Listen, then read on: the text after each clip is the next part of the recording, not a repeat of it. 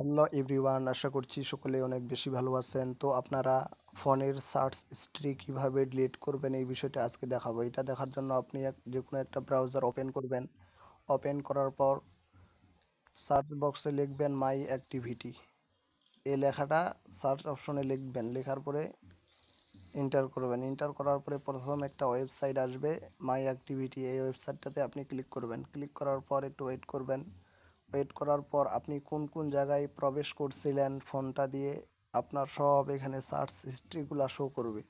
তো দেখতেছেন আমি ইউটিউবের মধ্যে এগুলা জিনিস সার্চ করছি, এগুলা দেখা যাচ্ছে। তো এগুলা এখন আসবে। তো এগুলো আপনি কিভাবে ডিলিট করবেন? ডিলিট করার জন্য আপনি নিচে স্ক্রল করে আসবেন। স্ক্রল করে আসার পর এখানে একটা ডিলিট অপশন থাকবে। তো আসেন, নিচে আসতেই থাকবেন একটু স্ক্রল করে।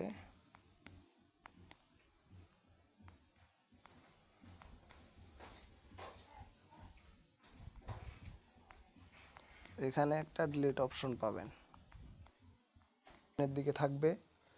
আবার একটু সামনের দিকে চলে আসেন, আমি আপনাদেরকে লাইভ এটা দেখিয়ে দিব। এই যে এখানে ডিলিট অপশন দেখা যাচ্ছে, এই ডিলিটে ক্লিক করবেন। এখানে অল টাইম এটা ক্লিক করবেন। ক্লিক করার পরে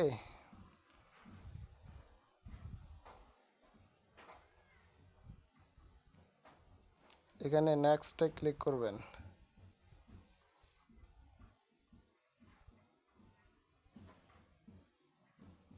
এখানে ডিলিট অপশনে ক্লিক করে দিবেন, দিয়ে গট ইট এখানে ক্লিক করবেন। তাহলে আপনার সব সার্চ হিস্ট্রিগুলো ডিলিট হয়ে যাবে।